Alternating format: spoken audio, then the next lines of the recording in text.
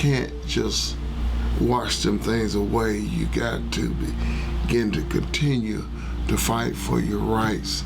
The things that are not right got to come to the forefront. 903 African Americans are at Myrtle Hill, which was unveiled April the 4th last year. 903 graves. And you could see out the side where it was just grave after grave after grave, side by side, and you could see where they were sunk in. Some had markers, a lot didn't have markers. These people had zero. They didn't have anything. If anything, all they have is their grave now. Generally speaking, subgroups who are marginalized, we see that reflected in how we lay them to rest. A lot of that history has been lost, and it hasn't really been told in this city. But that's a part of our history. My name is Addison Howard, and I'm a sophomore digital storytelling and Spanish double major at Berry College in Rome, Georgia. I've always been fascinated with history, particularly cemeteries. I even had my high school senior pictures done in a cemetery. It's not in a punk, rebellious way that trivializes the sacred. For me, cemeteries are a peaceful place to reflect on how short life is, and how communities remember their dead. To be fair, the cemetery also had a beautiful backdrop of Lookout Mountain, a peak in my hometown of Chattanooga, Tennessee. In addition to studying burial grounds, I enjoy researching my own family tree, and also learning about the history of different cultures. This semester, all these interests intertwined in a single project for Black History Month.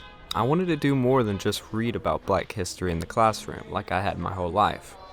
I decided to get out of my comfort zone and explore the reality of Black history and culture around Rome, my college town.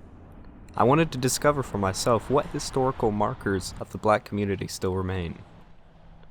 With the guidance of Selena Tilley, director of the Rome Area History Center, I started visiting different sites and reaching out to locals to hear their stories. I discovered one of the primary witnesses to Black history in Rome is a patchwork of all Black enslaved cemeteries throughout the city, including a former slave cemetery on Berry's campus, which I had never heard of before. Exploring these burial sites in the early days of February, I started the research process. What I learned sparked a semester-long project that both revealed why all of Black history can't possibly be contained to a month, and explored what these cemeteries reveal about local Black history.